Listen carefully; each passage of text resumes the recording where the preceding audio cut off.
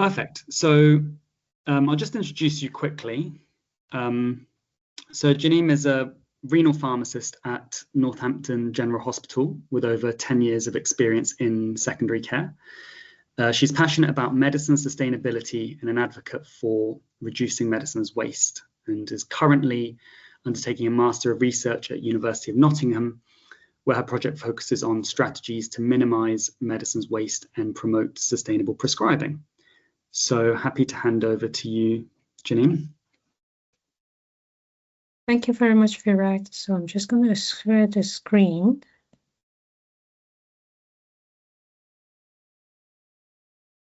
Can everyone see? Yeah, that's perfect.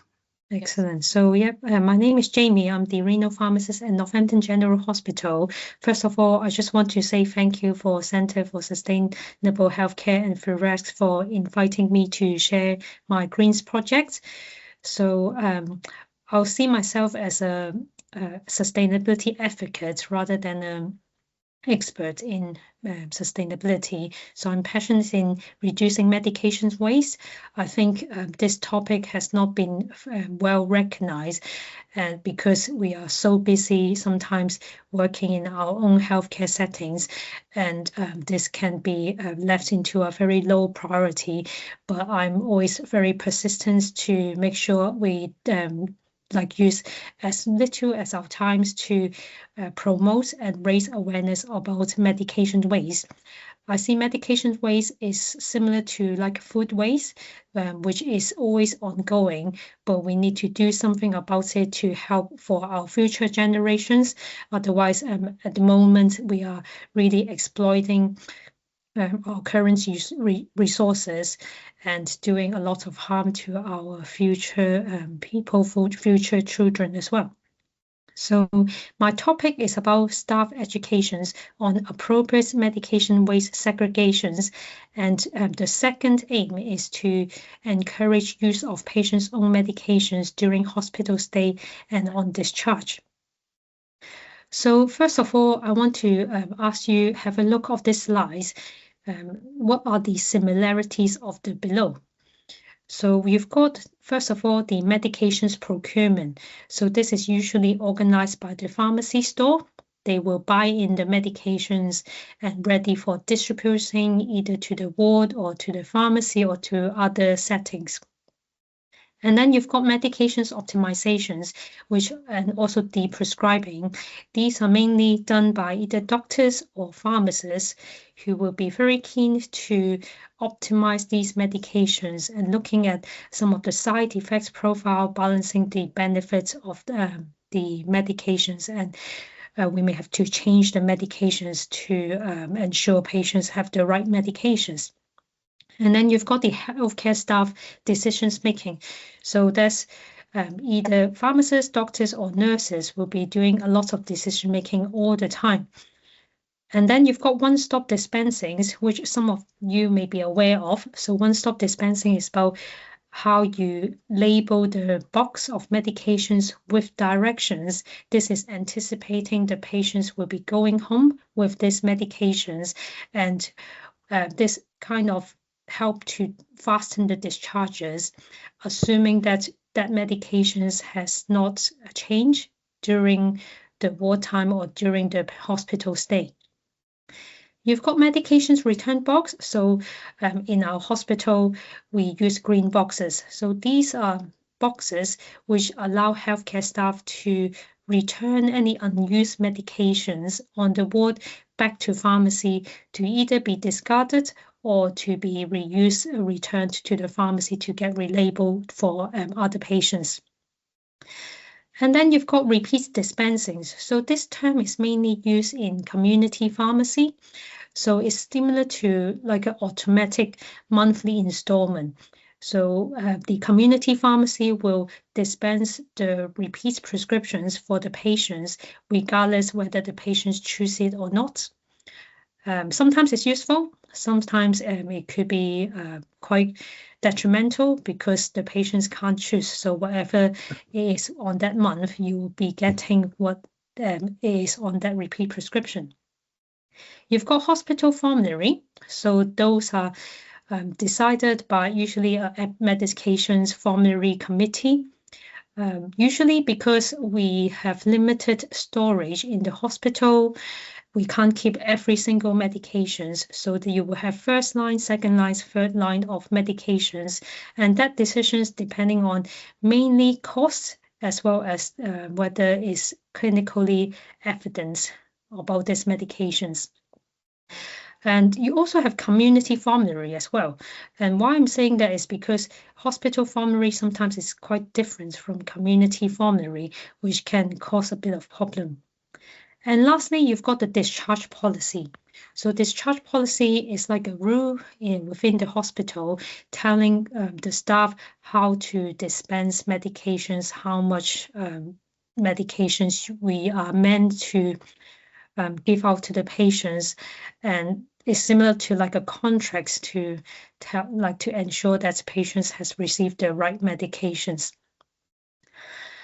And as you're aware, I'm doing a master at the moment, and I find this quote is quite interesting. So this is from Roy Basker, who is one of the British philosopher, and he's a clinical realist. He said, "Knowledge is always fallible.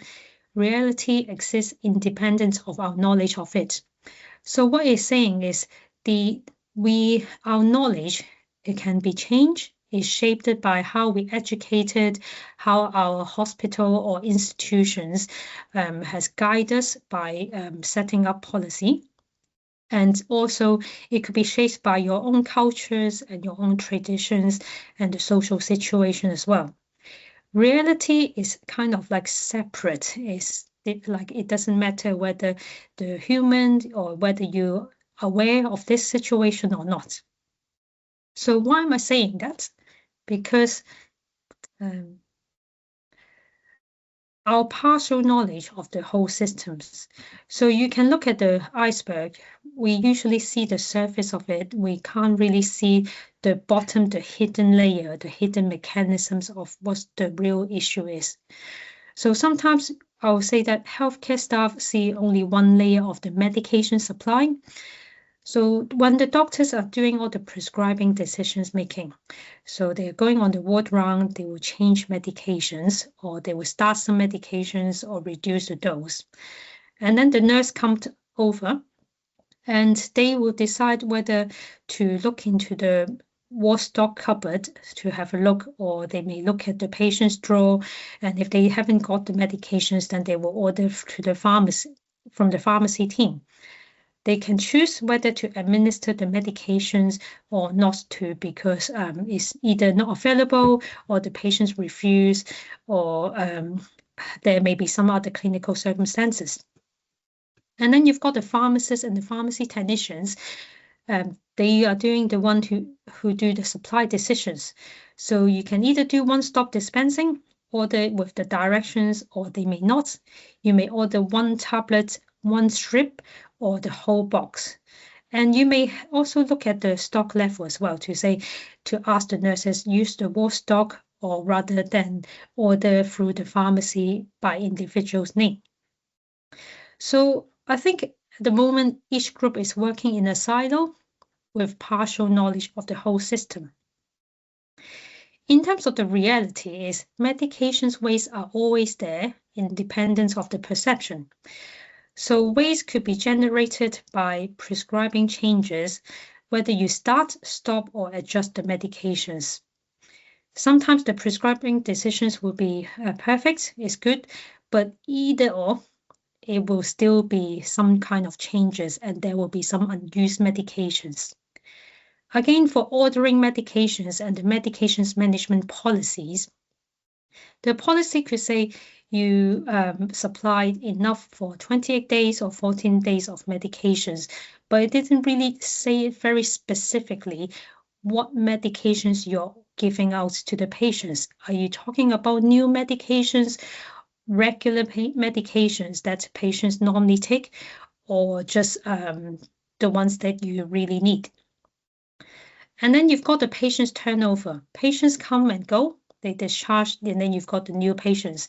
A lot of the time that whatever you're dispensing in the morning, it may not be the pharmacy porter may not be there until afternoon. They collected to the ward and the patients may have gone home. Or the medication that has been ordered this morning, the doctors has decided to change the antibiotics because of the bugs which has been available. There's a lot of clinical decisions. The injections has been changed to oral or the other way around. So there are a lot of unpredictable needs. So all I'm saying is, even with good intentions, there will be always ways, and it's how we're going to have a little bit of mindfulness to make sure how we supply our medications at the first place before we think about all the medications optimizations, etc.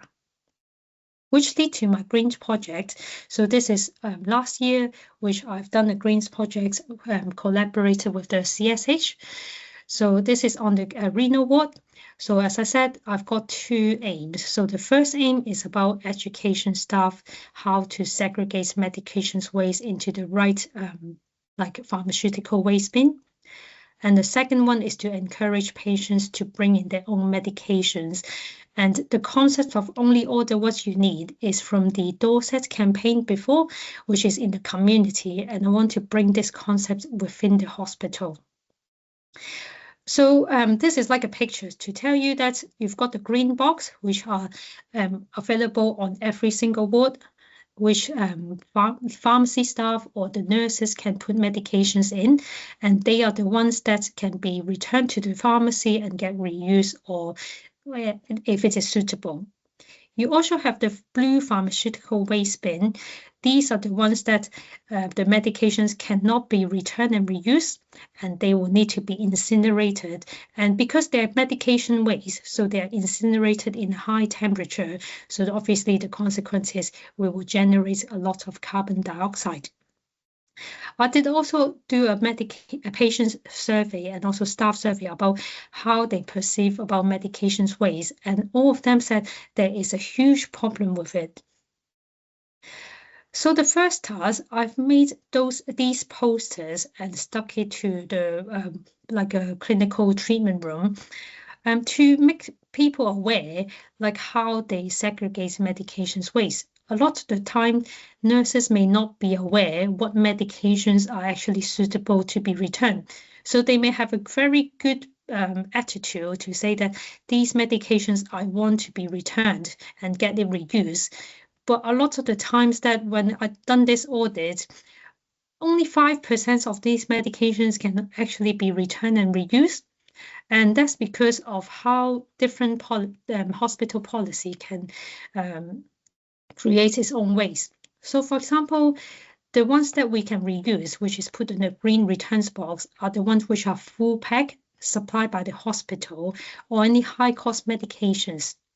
Otherwise, all the others are going to the blue pharmaceutical bins. So such as patients' own medications, i.e. those ones not supplied by the hospital, because what happens is we can't guarantee the temperatures or the humidity of these medications. So if patients don't get the medications back when they go home, or there's any changes, we can't reuse it. So they are the ones who go to the blue pharmaceutical waste bin and get incinerated. And also split packs of hospital supply of medications. So this is different from different hospital. So what happened is our hospital is quite small. So pharmacy is very limited with space, and our robots can't take in split packs. So any medications which are split, like it's not in the original boxes, if they don't get used, then they will be wasted. So for example, the pharmacy staff may have ordered 28 tablets of the Ramipril medications for blood pressure, and we only use one, and then the rest of the 27 capsules could be end up to the blue pharmaceutical waste bins, because now the doctor has changed to another different drug, or they have changed the dosage. So all I'm saying is there are lots of medications which may not go expired. They are very fit to be used on purpose, but somehow they will still be end up into the pharmaceutical waste bin and not be able to return and be reused. And then I've put these posters again about how to segregate medications waste in terms of boxes, because a lot of the times we just put the whole box into the blue pharmaceutical waste bin. Clinical waste is much more expensive than normal household normal waste. So we have to be mindful that we split out the package. The package should go to the recycling bin, and we rip off the confidential informations to the confidential bin, and it's only the strips of medications or the bottles with the medication liquid into the pharmaceutical waste bin. Moving on to the second task, which is about reduced dispensings of patients' routine medications. So this is relying on all the healthcare staff as well as patients to make an effort. So we have to empower patients to bring in their own regular medications. Sometimes we will ask them to use the NHS apps to order what they need, rather than using repeat dispensings, because a lot of the times that they think they will be getting all the regular medications, but like, for example, laxatives and painkillers, you may not need it every month.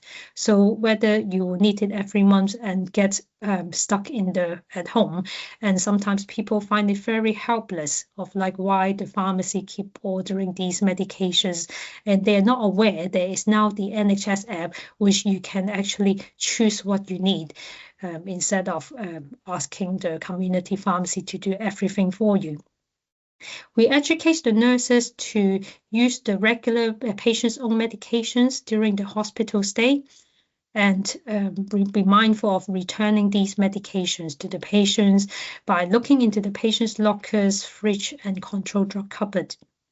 We educate the pharmacists and pharmacy technicians to encourage patients to order their regular medications through the GP rather than supply from the hospital. We document very clearly in terms of the drug history stage whether we have asked patients have they got enough of their medication at least 2 weeks at home. So this means that whoever is doing the discharge process later on have this information ready and not blankly supply medications, all of them, only order the new medications or any change medications. So we support patients with medications after the discharge. So again, talking about only order what you need during the hospital.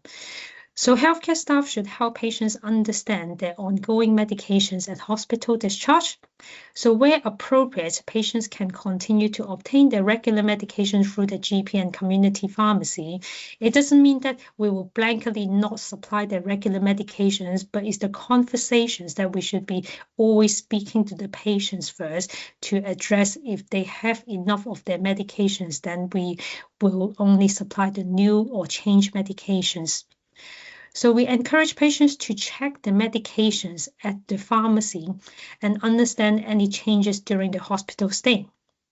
Patients should return any items that they don't need before leaving the pharmacy store. So similarly, if you walk out from the community pharmacy or walk out from the hospital, all the medications that you don't need anymore, they can't be reused from another patient, they will be discarded. So this approach hopefully will help to reduce unnecessary waste and promote safe and coordinated care across the hospital as well as community setting. We also have the discharge medication service, which we can now send the discharge letter directly to the community pharmacy so they are aware what are the changes, and then they can communicate with GP as well as patients as well to make sure they have the right medications after they have been discharged from the hospital.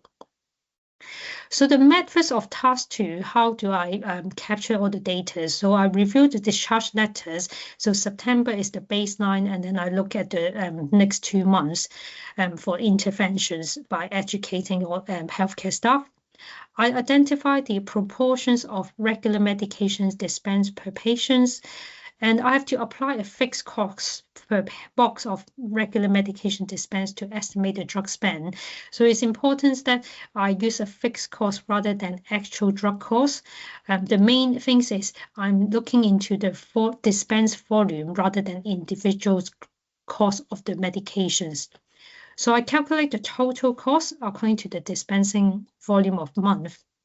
Then I convert the cost into a carbon emissions using this DEFRA pharmaceutical emissions factor, and it would generate carbon emissions figures. So I compare each month and see whether there's any reduced numbers of dispensings of regular medications over the time. So in terms of results, I divide into 4 different sections. So patient's outcome. So although I haven't monitored data, but we'll assume that potential reductions in medications omissions, and especially critical medications such as anti-Parkinson's and anti-epileptics, because patients are using their own medications, they're not waiting for medications from the hospital pharmacy. There will be quicker dispensing time because we are only supplying new medications and not every single regular medications as well. So that it will have a positive patient's outcome. Patients can go home quicker. In terms of population's outcome, we are aware there's so many medication shortage. So reduced dispensing of patients' routine medications can potentially improve access of medications to the wider population. And then the finance outcome and environmental sustainability. So we are looking into one kidney ward. So we projected annual saving could be nearly 20,000 and save around 3,000 kilogram carbon emissions, which is equivalent to driving of 10,000 miles in an average car. In terms of social outcomes, so there is positive social outcomes on the dispensing staff because they are not have to do more medications return, and also they are reduce the number of dispensing. So there's time saving for the dispensing staff. So I roughly estimate 2 days in a year for one ward. And you can see if you multiply by all the wards that you have in the hospital, so that could be a significant amount of time saving to do some high level of work. And so key learning points. So this project, I think, is the good engagements with the patients, nurses, and pharmacy team, because they really think medication waste is a problem and they really want to do something about it. And the main thing is to raise awareness that there is a huge problem and it's really damaging from the environment, and we have to do some actions on it. And this is from the CSH, the Sustainability QI framework. So what happened is I would promote everyone's, when we are doing QI projects, it's not just about the patient's outcome and the financial impact. We also have to look into the formula of the triple bottom line, which includes environmental impact as well as the social impacts of it as well.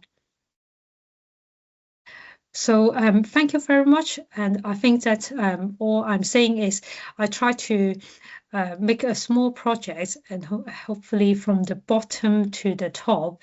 And I think everyone can make an effort about it. If you want to know more about this project, here's the link which is on the CSH. And it will be very helpful if you can scan the QR code and provide me some feedback. And because now I'm doing a master and I want to expand this project into refining my research questions. And if you want to be part of this research project, then yeah, feel free to drop me your contact detail as well. Thank you.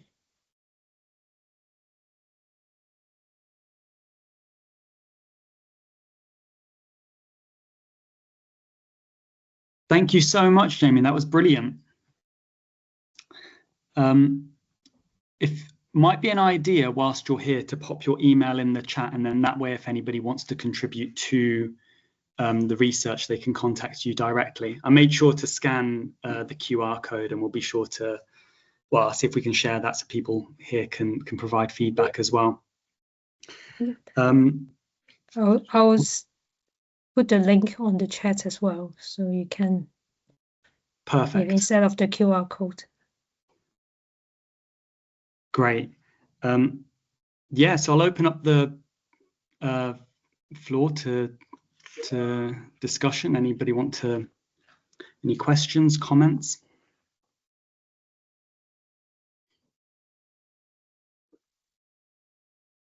I was looking at some of the international audience. I was wondering how transferable this sort of thinking and approach would be to different countries. I don't know if anyone here, I don't know whether, Janeme, I'm not sure what experience you've got or what your thoughts are, but also some of the people in the call might have ideas.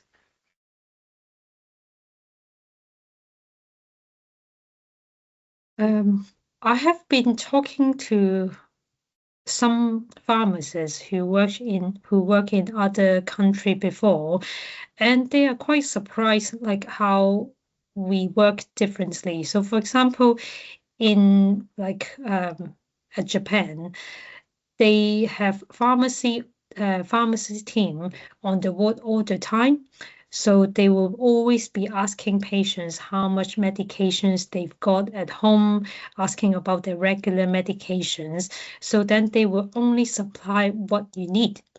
Whereas in England, like for example, in our hospital, our pharmacists may cover 2-3 wards, and they may not always be on the ward all the time.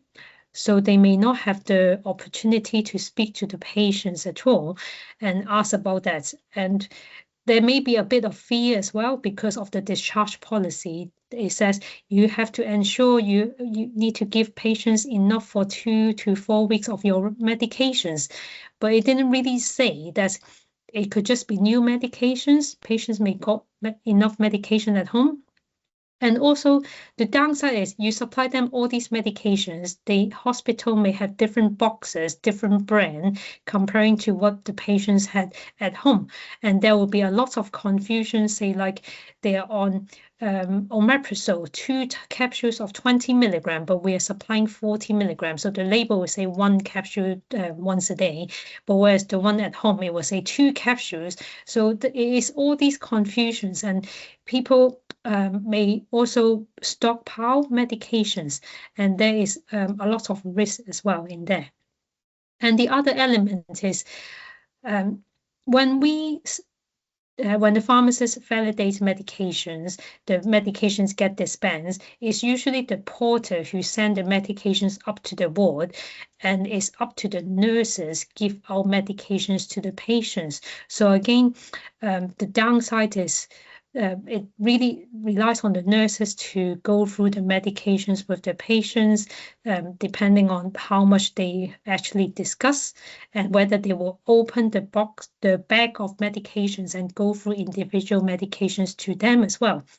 Because it's that point again, the nurses could really be very helpful to check with the patients, have you got enough? If they have got enough, then you may not need to supply them. Or if they have any queries about their medications, this is the time again to go through with the patients. So like again, yeah, when I spoke to a pharmacy colleague in Japan, they would say like it's quite surprising. It's usually the pharmacist who is talking to the patients, not the nurses. So why are the nurses speaking to the patients? Yeah.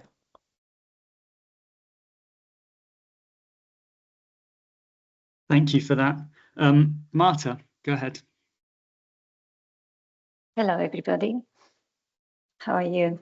Congratulations, Janeme, in your talk. I arrived a tiny bit late, but I'm very glad that you were able to talk today. And my question is about, you have mentioned that you work in a small hospital, and I'm a bit concerned how to translate all this information in a much bigger hospital, how to face the education. We have worked quite a lot in CSH and in champions in dialysis units.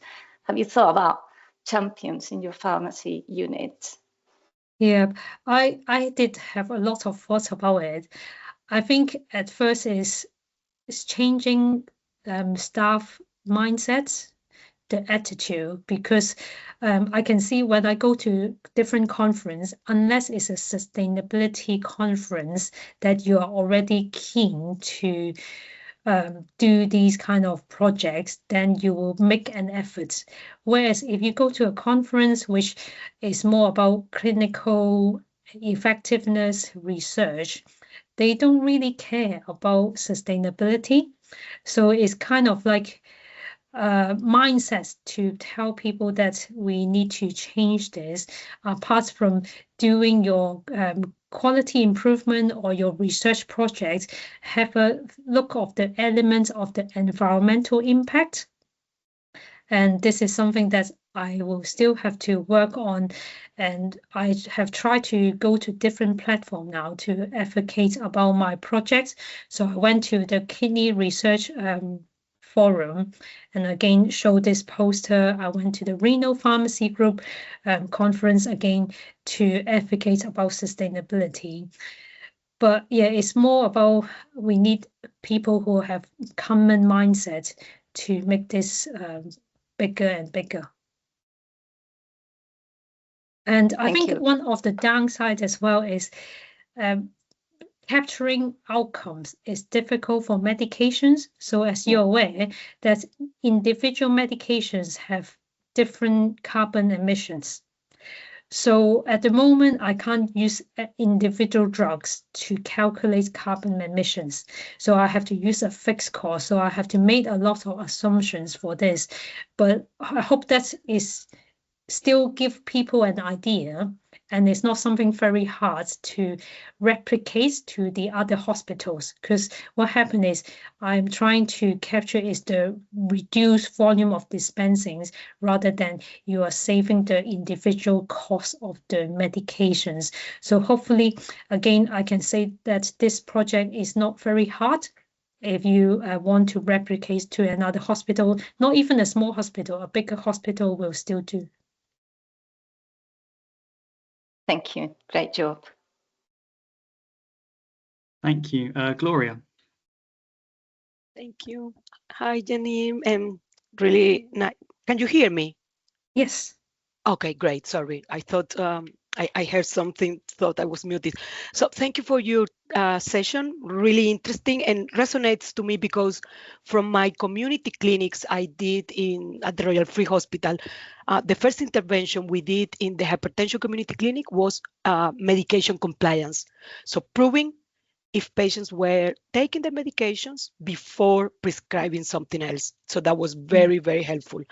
Now, I wanted to ask you if you have focused on those peritoneal dialysis patients that get PD peritonitis and are discharged with the empirical treatment, antibiotics treatment, and maybe they are discharged with like 3-4 weeks worth of antibiotics, and then a few hours later it gets changed. Have you looked at this particular population?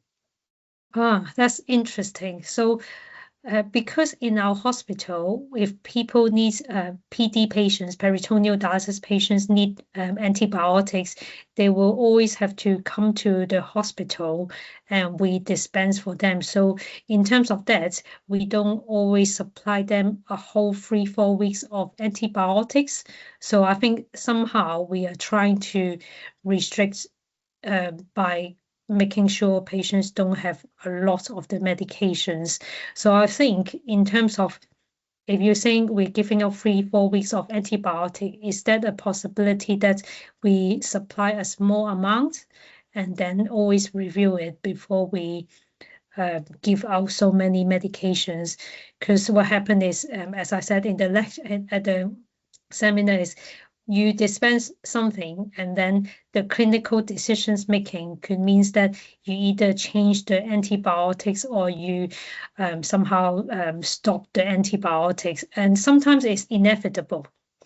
But that is how you make sure you speak to the doctor or you speak to the pharmacist to making sure we are doing more smarter way of supplying medications rather than blanketly saying that, oh, there is 4 weeks of antibiotics, so I have to supply 4 weeks of antibiotics. When we say we're changing medications, can we wait to next time? That's when the medication is running out before we change it. Is that something that we have to change something straight away? So it's like medicine optimization. It is very good, but again, it's think about the consequence of the medications that the patients still have. Can we change it at the points that people have finished their medications and then we change it? Okay, thank you. Thank you.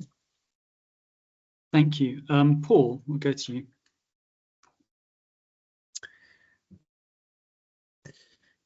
Hi, Janeme, can you see me? Yes. Hello.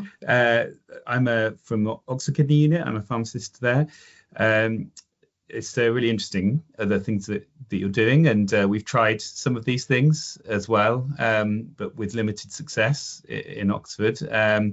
I was just interested about a couple of things. One, that the robot can't use part packs, which seems a real shame. And I think over the years we've gone between giving whole packs to part packs to a few tablets here, and nothing seems to work. But the biggest problem I think for us is that a lot of returning a lot of these medicines is possible, but it is very time consuming to do, and it's expensive because of the time. And also using a pharmacist on a reasonably big salary is not always the most cost-effective way to do it. But also trying to recruit pharmacy technicians who are sometimes at quite low bands is really difficult for us locally. We struggle to recruit people at band 3 or the sort of banding that could potentially do some of that returns work. So I'm just there's just so many obstacles as to why I think it hasn't been done better. And I guess you're looking at all of those, but I just wanted to raise them. Yeah, thank you, Paul. I totally agree with you. Like, I mean, as a pharmacist, you're aware, like on the ward, there are so much things that we are prioritizing. And I think we need to change the pathway in terms of the mindset that we sometimes do a lot of clinical work on the ward, but we don't see in the dispensary side, there are pharmacy staff actually returning and discarding all the medications that we are dispensing at the first place.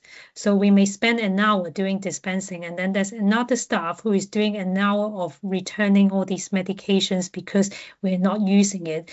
So maybe we have to focus on using those resources of returning, those people who are doing the discarding and returning, put them to the ward to help with saving all these split packs and then get it returned into a shelf, or invest into how we have more storage in the pharmacy department, because you are actually saving the times that you are dealing with this segregating medications.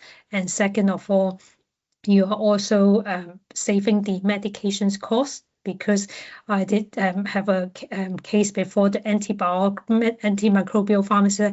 Oh, we're using a lot of meropenem, and then I said to that person, "You're not using a lot of meropenem. Do you see? Is a lot of meropenem is going to the waste bin, so they're not actually going to the patients, because when we order a pack of antibiotics, we use 2, and then the 8 out of the 10 are actually going to the pharmaceutical waste bin."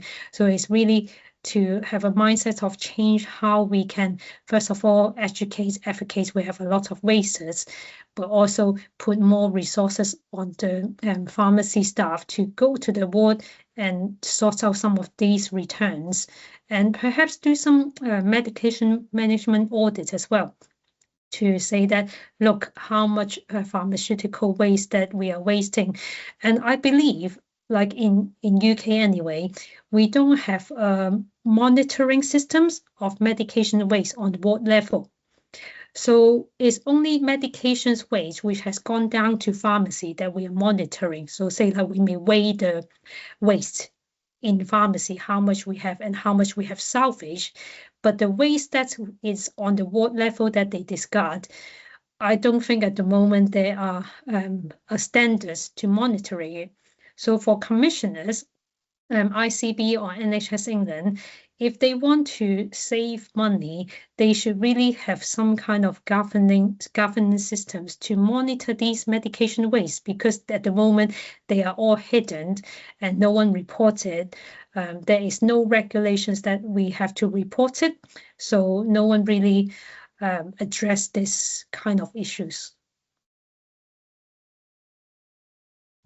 Yeah, I agree with everything you say. I mean, it's really challenging, and a lot of stuff just gets thrown away because it's the easiest thing to do. It's just so difficult.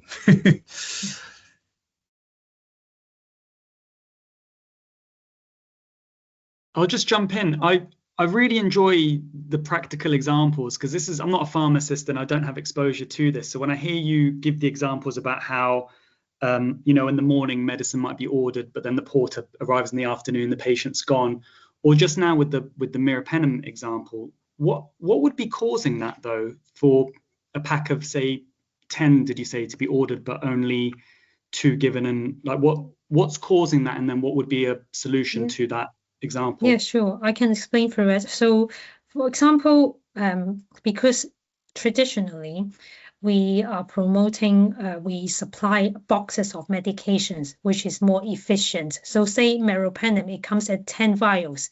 So the pharmacist may make a decision to say, I'm ordering 10 vials. So potentially, because it's 3 times a day, so that will be around 3 days worth of antibiotics that I'm supplying.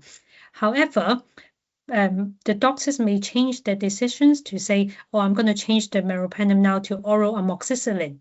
So because in our hospital, say that our policy is we don't return any split packs of medications. So then it gives a consequence that you're dispensing 10, but actually the patient only received 2 doses. The 8 vials that's now at the moment, because they're not stock items on the ward, they are discarded into the blue pharmaceutical waste bin and is go wasted.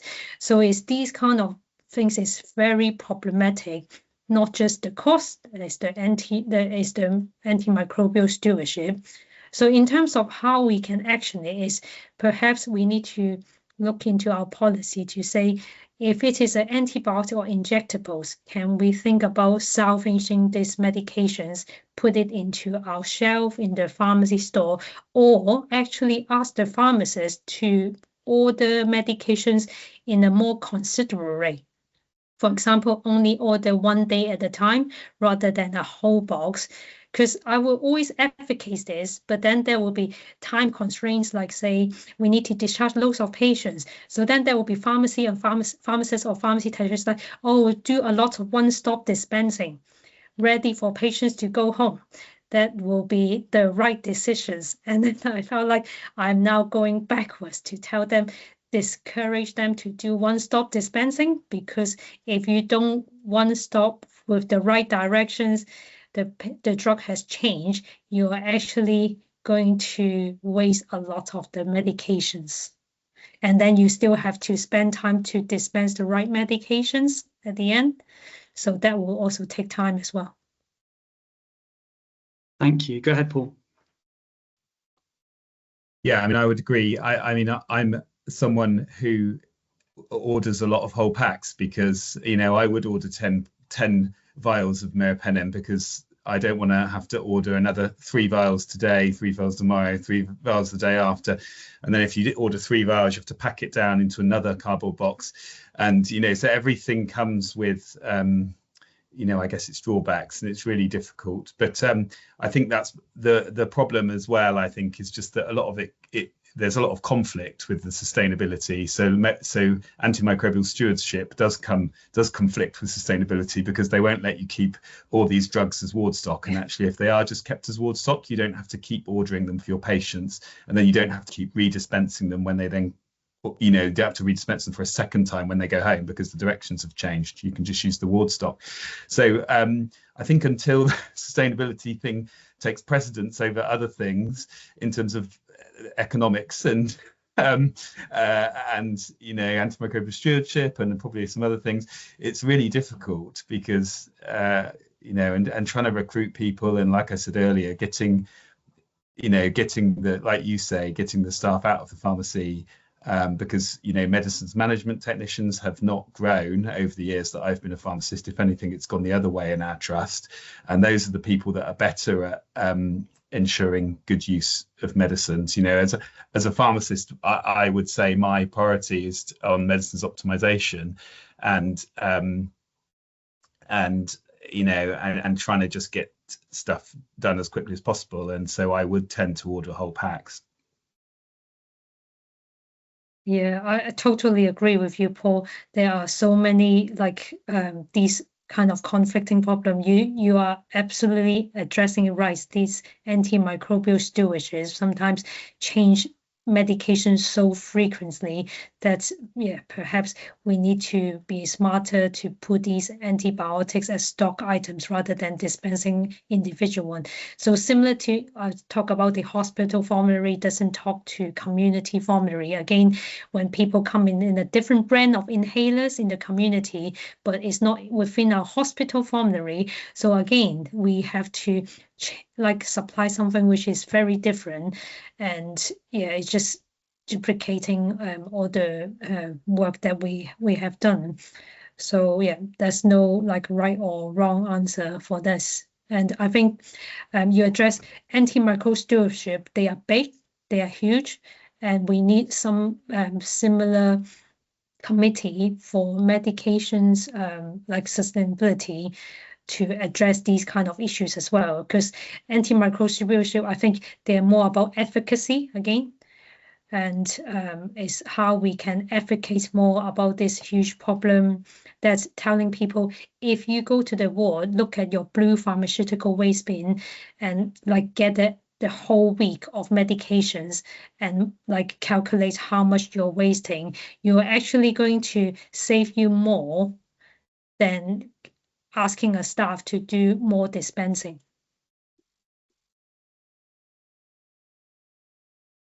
Thank you. Mohammed.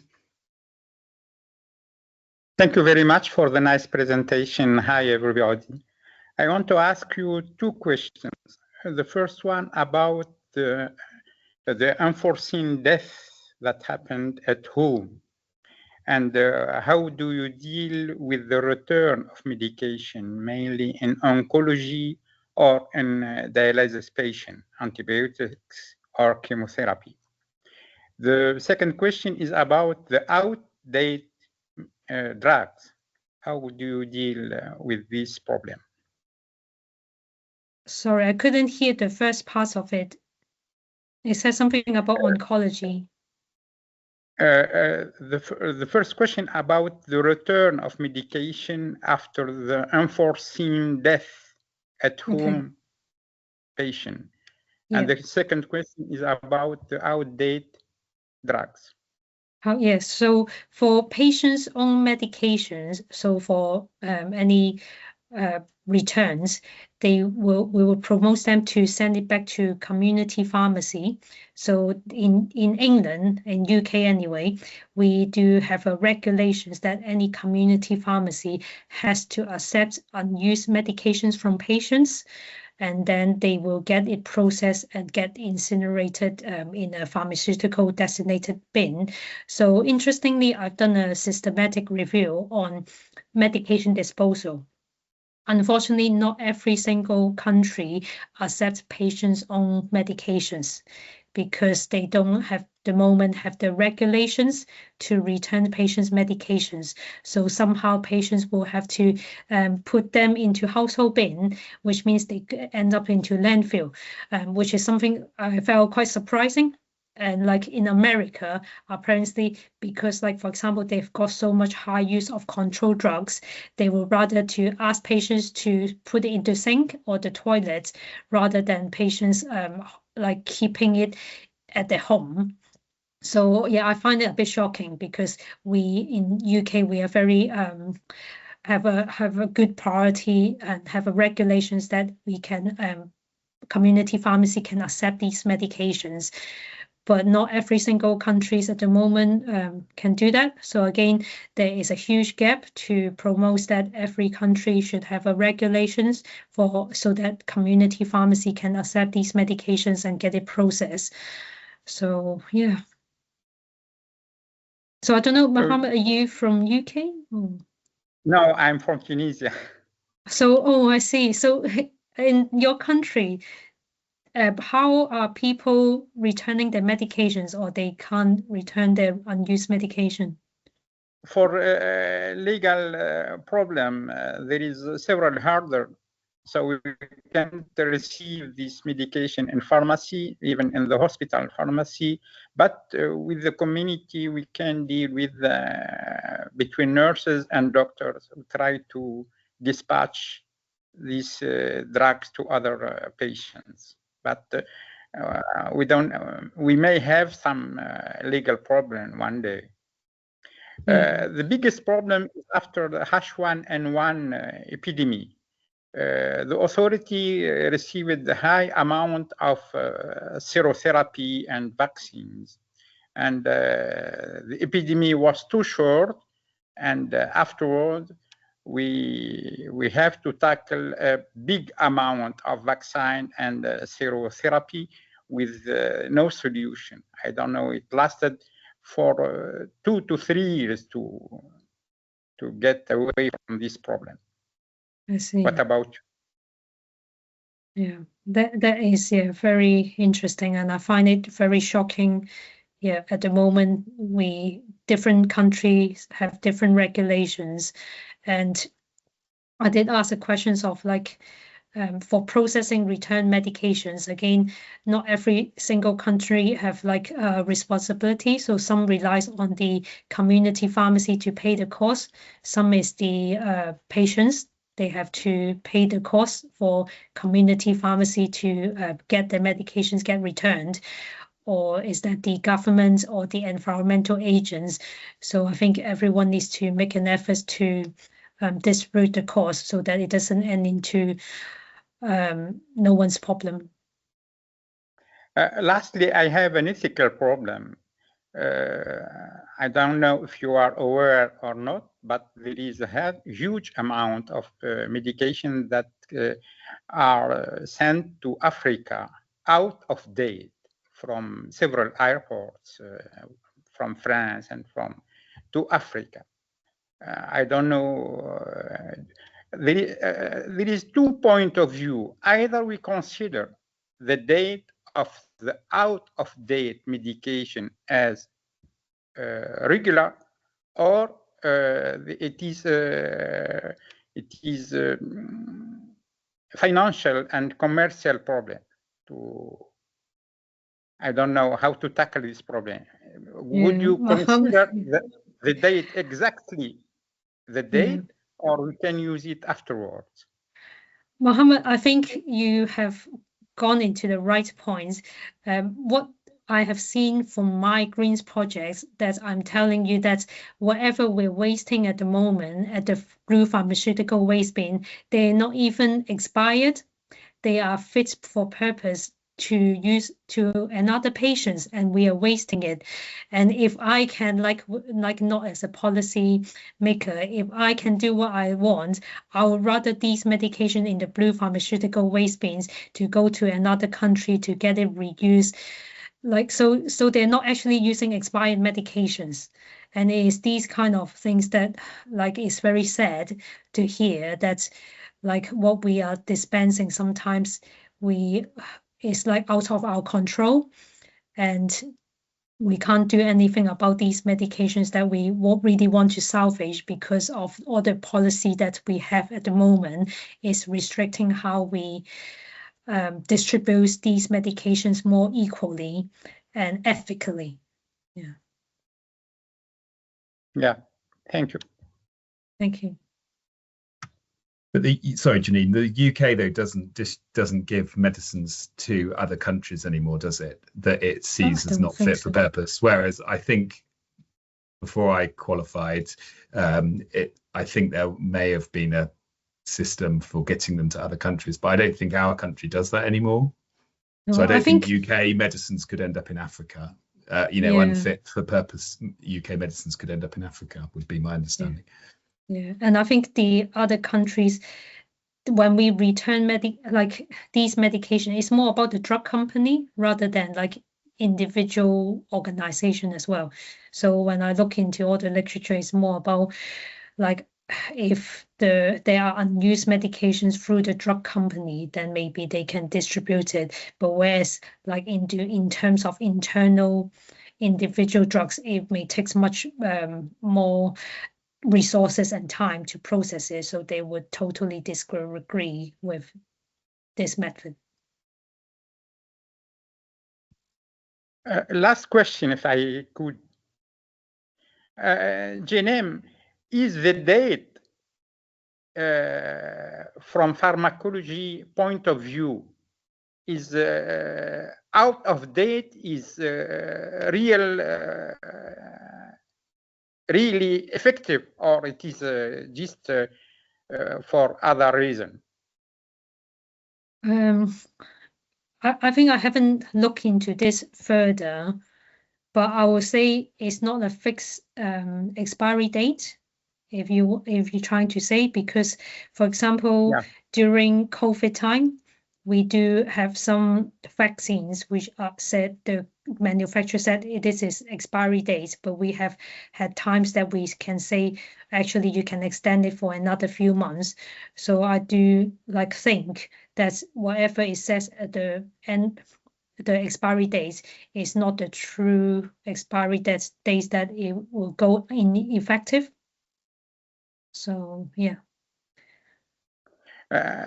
There was a study performed in the US Army regarding the expiry date, and they used all those drugs with expiry date even for 10 to 15 years after, with the same efficacy.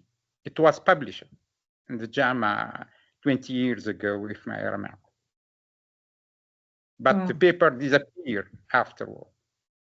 Oh, I wonder why. Big pharma. Yeah. We're getting towards the end of the hour, and people may have meetings, etc., to go to. So I think this is a good time to wrap up. Just want to say, Janeme, thank you so much for a brilliant presentation, all the work you've done, and for facilitating a great discussion afterwards. I learned so much, and it was really great to hear so many different contributions. You have to keep us updated with how your master's goes, and come back and we can do this again.